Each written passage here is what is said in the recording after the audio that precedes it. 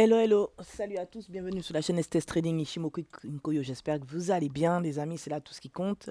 On va faire une petite analyse de l'euro USD. Désolé, mon analyse a été un peu tardive aujourd'hui. C'est exactement, j'attendais quand même à voir la prise de liquidité de la session asiatique pour pouvoir vous parler. Parce que ce qui est en train de se passer est assez intéressant. On se trouve sur un niveau de prix où, élément déclencheur, le prix peut réagir. Ici, j'avais dit qu'on serait revenu, enfin, dans ma pensée initiale, qu'on serait revenu fermer cet IPA. Et pourquoi pas, le marché pourrait monter durant la session de Londres, pardon, venir prendre cette double liquidité à suivre, voir comment le marché se comporte. Donc là, je suis en 7 minutes. Pourquoi? Pour bien vous montrer la session asiatique. Le fait qu'on ait pris le bas, c'est que AMD pardon, et qu'on vient prendre ici le haut. Donc, on est sur une session asiatique. On est d'accord, vous conviendrez avec moi, qui latéralise. Et donc ici, dans cette session asiatique qui latéralise, regardez, on a ce scénario possible, trois scénarios possibles. Celui-ci ou celui-ci, c'est-à-dire le Search and Destroy ou le ASEAN London Expansion, et puis consolidation, que ce soit en haut ou en bas. Donc, comme on a plutôt pris le bas pour le haut, ce serait plutôt une grande expansion, c'est-à-dire qu'on viendrait prendre aussi cette liquidité-là qui traîne, et à l'issue, on a une consolidation durant la session de New York, donc c'est pas beau. Ou bien on se retrouve à faire ce type de configuration, c'est-à-dire qu'après avoir pris ici ce mouvement, le marché fait une paix et il chute. D'accord? Une paix et on chute, prendre le bas de la session de Londres, juste ici, et ensuite on repart à l'achat. Donc ce serait un renversement.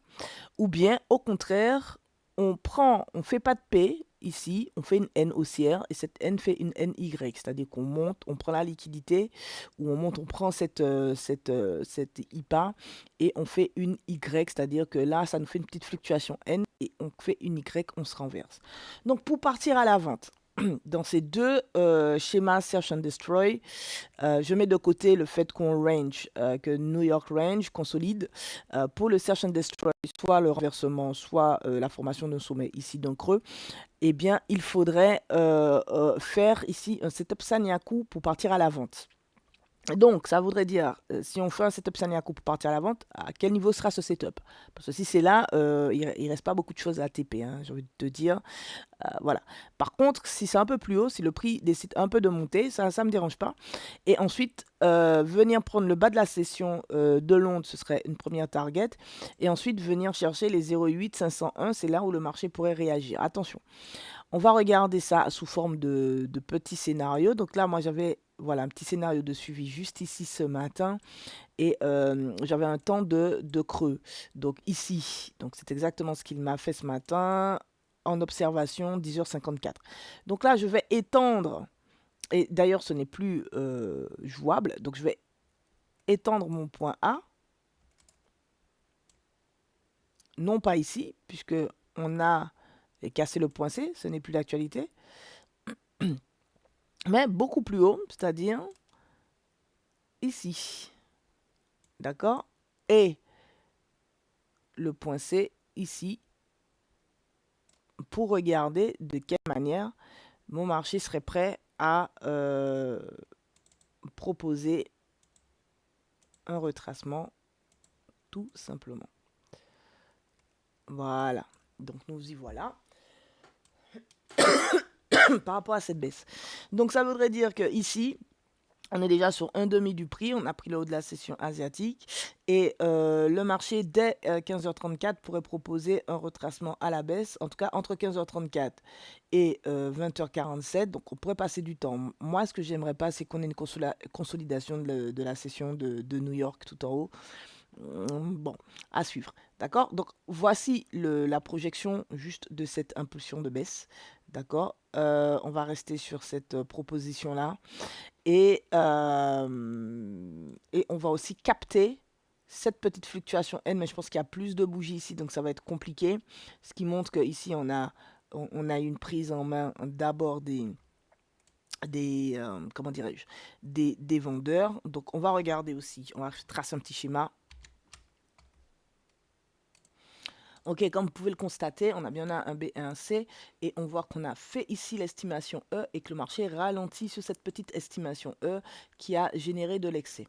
Donc là, à midi 11, si ici c'est un sommet, le prix devrait ralentir et se renverser pour revenir gérer cet excès. Donc hop, ça nous ferait faire quelque chose comme ça en termes de gestion pardon, de l'excès. Voilà. Donc on fera quand même attention parce que je vous ai dit que si on fait une NSP, on pourrait juste sur une NSP venir prendre le bas de la session de Londres. Comme ceci. Regardez, NSP, on prend le bas et ensuite le marché se renverse. Par contre, si on fait une une N haussière, pardon, cette N haussière vient prendre la bougie de 11h29, on monte, c'est-à-dire sur 2 tiers du prix. À ce moment-là, sur 2 tiers du prix, on pourrait voir le marché proposer une Y et venir prendre le bas. Regarde, une Y et venir chercher le bas. D'accord? Donc c'est plutôt ces deux scénarios-là qui m'intéressent. Ah, mais je reste quand même dans l'idée que si j'ai fait une fluctuation N durant la session de Londres, on pourrait risquer une consolidation. D'accord? On pourrait risquer une consolidation. Donc il faut vraiment une NY pour se dire qu'on part à la baisse, qu'on reprend la baisse et qu'on va chercher les liquidités basses. Mais si je fais une N et qu'on ne fait pas d'Y, on risque de consolider. D'accord? Donc voilà mes scénarios pour l'euro USD. Je suis resté exprès en 7 minutes parce que je sais que je suis baissière sur les unités de temps supérieures. Donc c'est ça qui m'intéresse. Comment le prix va se comporter ici. Ici, s'il me descend, ici, il me fait une N, hop, on monte plus haut. On va faire 2 tiers du prix. Ok, d'ailleurs, surveillez ou venez voir le marché après ou un peu midi 11. D'accord, il est midi 5, midi 11.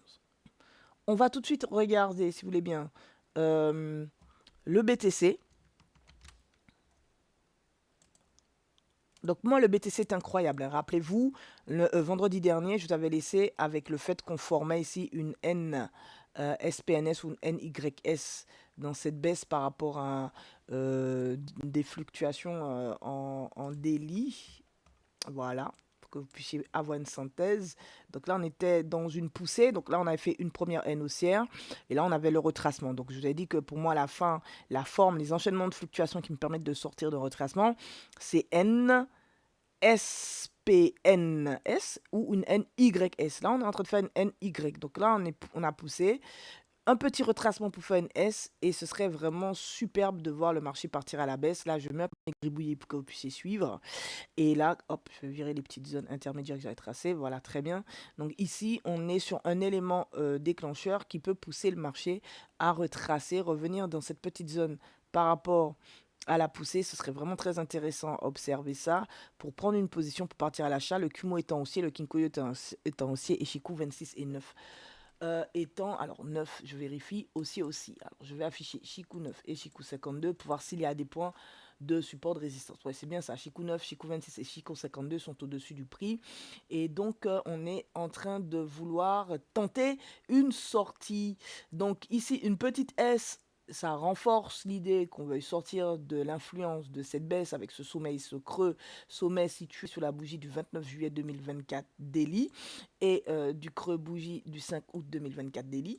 Donc déjà, faire une S ici, ce serait très très bien pour ensuite pousser le marché. Moi, je prendrais de l'achat, je laisserai le marché faire sa vie jusqu'à cette double liquidité sous les 72,040.09. Donc c'est ce que j'attends, c'est ce que je veux. Donc quand je regarde un peu en 4 heures, vous avez ici une projection de type, alors sur ce premier point ABC, qui me donne une date à 14 heures aujourd'hui, donc la bougie unité de temps 14 heures aujourd'hui. Si le marché retrace et part à la baisse, revient dans cette zone, il y a une opportunité ici de rachat. Est-ce que je traderai la baisse? Pourquoi pas? C'est à suivre, à voir. Donc là maintenant, si je déplace mon point A juste ici sur le bas du bas, on a encore un peu de marge, c'est-à-dire qu'ici on a juste fait une N, quoique on a touché, on a fait une E, strictement une E, donc le point B juste ici serait, là où il y a le petit rectangle gris, serait le point idéal pour regarder le marché pour voir s'il est possible de partir à l'achat. Donc j'ai 14 heures, je vous ai dit, en unité de temps de 4 heures, et j'ai 18 heures, donc j'ai 14 heures et 18 heures, donc je vais marquer 14 heures ici et 18h ici. Ce sont des unités de temps, enfin c'est des axes de temps qu'il va falloir regarder. C'est des horaires qu'il va falloir observer avec beaucoup d'attention parce que le marché pourrait se renverser. S'il le fait, c'est une opportunité de reprise de directionnalité haussière. Si je me base sur Sasaki, sur la projection des Chikou pour regarder jusqu'où peuvent aller les Chikou, on va regarder ça tout de suite. Déjà, juste Chikou 26 et ensuite trajectoire des Chikou. Alors, j'ai rajouté aussi le fait qu'on vienne chercher la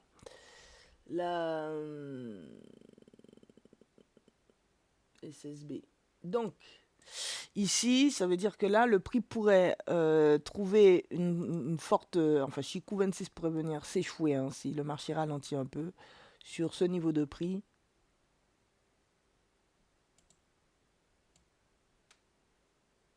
Ok. Sur trajectoire, sur ce niveau de prix.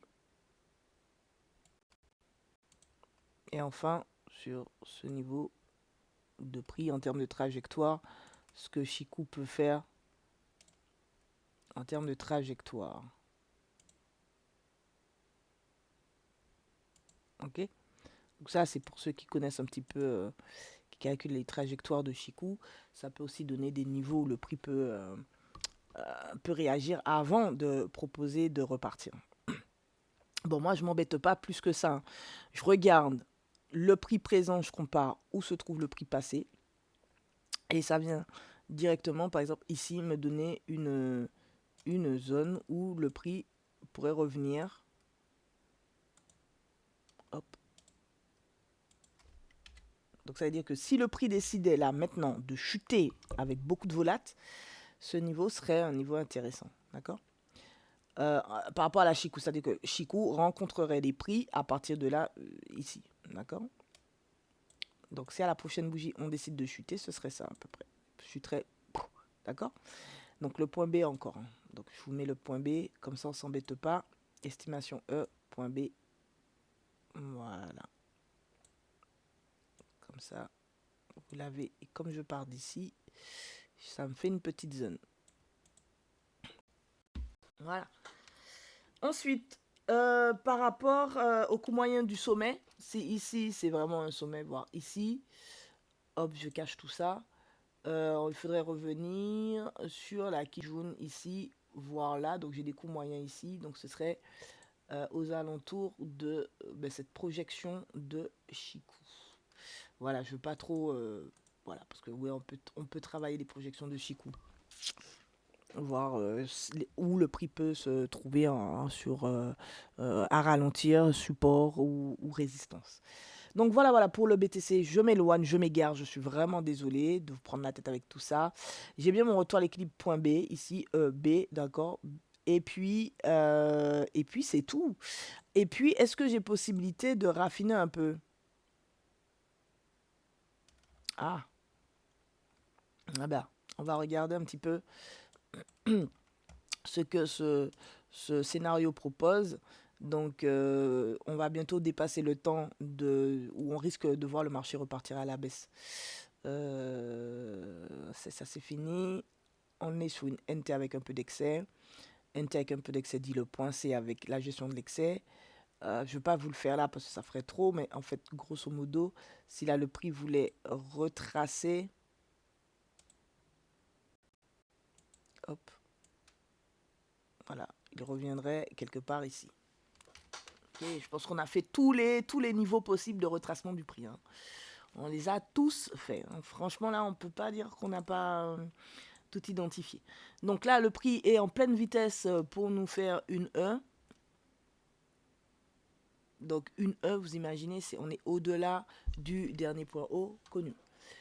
Donc il faut vraiment qu'on arrive. Notre seul boulot ici sur le BTC, c'est de choper un point d'entrée cohérent. Là, ce que je suis en train de regarder en 40 minutes, c'est que je constate que le marché reprend de la vitesse.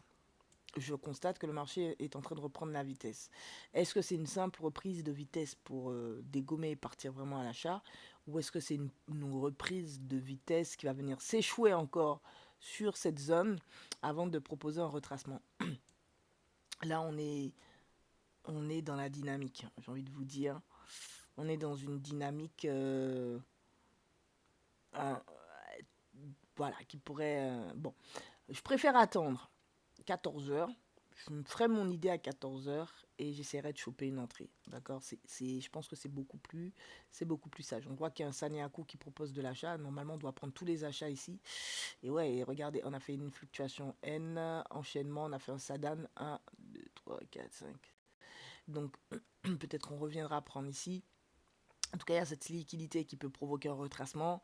Si vraiment le marché a envie de partir, si cette liquidité ne provoque pas de retracement, simple retracement, et ensuite on prend de l'achat, si au contraire elle provoque un renversement, on sait dire que ouais, le marché peut être prêt à se renverser.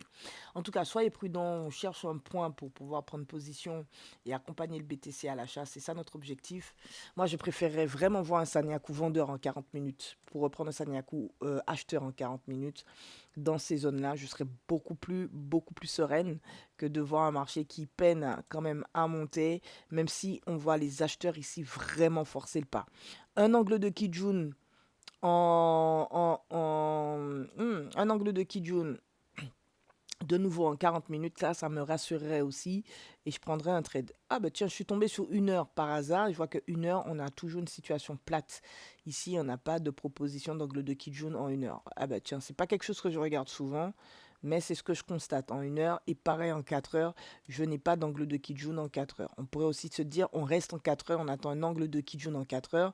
Mais un angle de Kijun en 4 heures, alors que le prix monte, on pourrait ici voir le prix ne pas justement monter au moment de l'angle et plutôt diverger avec la Kijun. Soyez prudents les amis, on attend tranquillement tête repose, on arrête avec les si, soyons factuels, à 14 heures, qu'est-ce que le marché va donner et à 18 heures sur la bougie de 4 heures. Donc ça veut dire que ça se suit en 40 minutes. Et en 40 minutes, quand on zoome, ça nous donne bien une bougie de 14 heures en 40 minutes et une bougie de 18 heures en 40 minutes. Soyez prudents sur les marchés. N'oubliez pas de vous abonner. Laissez-moi un pouce, un j'aime, un partage, un abonnement. Activez la cloche pour toujours être informé. À très vite. Bisous. Ciao.